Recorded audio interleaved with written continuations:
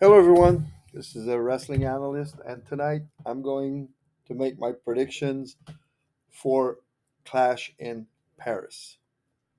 So here we go.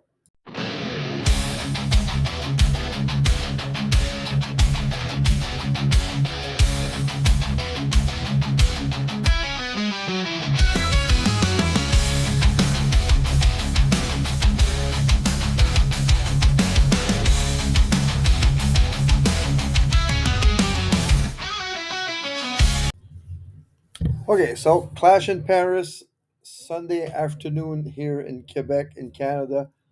Um, well, in Eastern Canada, anyway.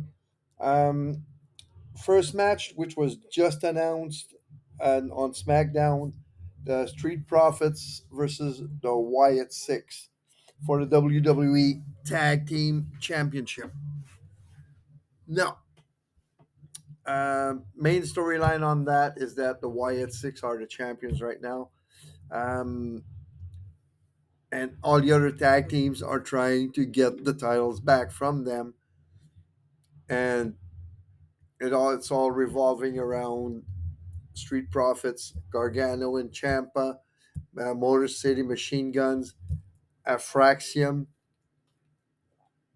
and the Wyatt Six. And so now the Street Profits get another chance. Are they gonna capitalize on it? It's up. It's up in the air. Um, Depends on what they want to do with the Wyatt Six. If they want to go in another direction than the tag team titles for the Wyatt Six, they're going to lose tonight, Sunday. But I think they're going to retain because they are starting to use Bo Dallas a little more to uh, stir the pot between some tag teams, between people. And there's the Miz and Mello as well in the mix right now. But the Miz and Mello lost, and I don't think they are a tag team, Miz and Mello. Mello don't Miz, but I don't think they're a contender for the titles simply because it's a storyline to establish a Mello, which who is going to turn on the Miz eventually um, when he gets sick and tired of the Miz using him. So I think Wyatt Six are going to retain unless they want to explore that thing with Bo Dallas right now a little more. But it both can be done at the same time. Wyatt can remain champions, and Bo Dallas can play mind games with the other teams to help the Wyatt Six keep the titles. In fact, I think that's what's going to be going on right now. So I have the Wyatt Six retaining on that one.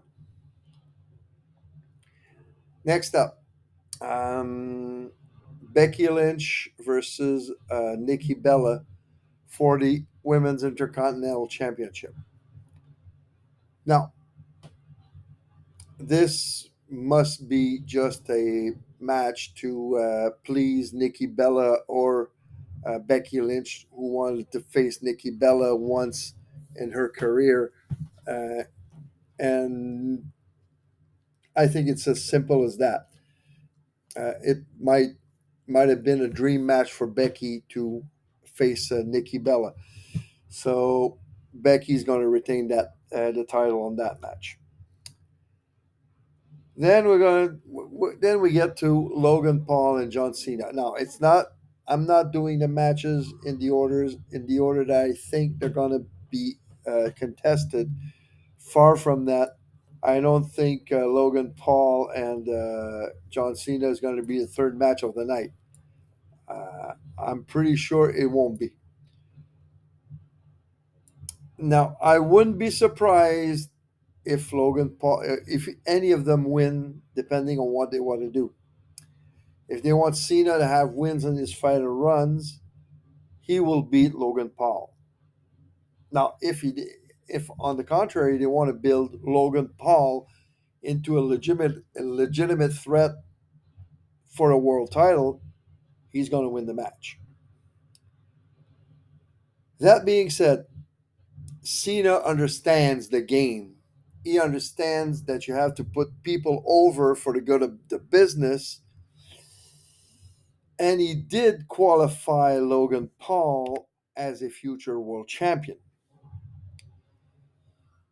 Now, having said that, I wouldn't be surprised if Logan Paul wins the match by cheating.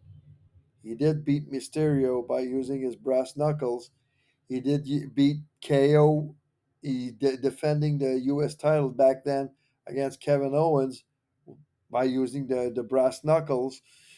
So I wouldn't be surprised again if there's some shenanigans going on and Logan Paul keeps the title. Not well, he's not a champion right now, but I mean, I wouldn't be surprised that Logan Paul wins the match against John Cena. Okay, so let's go now to the good old fashioned Donnybrook match between Sheamus and Rusev. Now, if WWE is serious about Rusev's return, he will take the W. And doing so, he will beat Sheamus at his own game. One thing is for sure, it's like Sheamus always says, it's gonna be a banger. That's a guaranteed banger for sure. Then, so Rusev on that one. So then we get to Roman Reigns and Bronson Reed. Now, Bronson Reed will probably be on his own during this match, at least for start, and then the rest of the division will come ringside and try to help Bronson Reed win the match. They might already building for the War Games at Survivor Series with Roman on one side and Seth on the other side, and maybe even a WrestleMania match between Seth and Roman for the world title at WrestleMania 42. So even with all the interference by Braun Breaker, by Bronson Reed, not by Bronson Reed, but by Seth Rollins, I think Roman's going to win the match. Just to keep working towards War Games, or keep working towards WrestleMania. So then we get to the main event. Um, World Heavyweight Championship, Seth Rollins versus CM Punk versus LA Knight versus Jey Uso. Now, Braun Breaker and Bronson Reed are going to be ringside and will try to help Seth retain the title. Now, I don't know if he's cleared. I have no news about that. Okay. But since the start of this faction, of division for Seth Rollins, since the start of that, I've been saying that there's going to be a fourth man in that faction eventually. And if that guy was not injured, I think he would already be in. Now, is he okay right now? That's the question. And I'm talking about, well, I'm going to name him later, but I think that this show, Clash in Paris, this would be the best opportunity to bring in the vision that fourth member to help Seth Rollins keep the title. And if he's ready to come back, I think that guy is Austin Theory. So there you have it. Those are my predictions. Seth, Rusev, Roman Reigns, Becky Lynch, Logan Paul, and the Wyatt Six. So enjoy the show, and I'll see you around. Right now, I'm working on a chronicle, and what I see a lot is WWE versus AEW comments.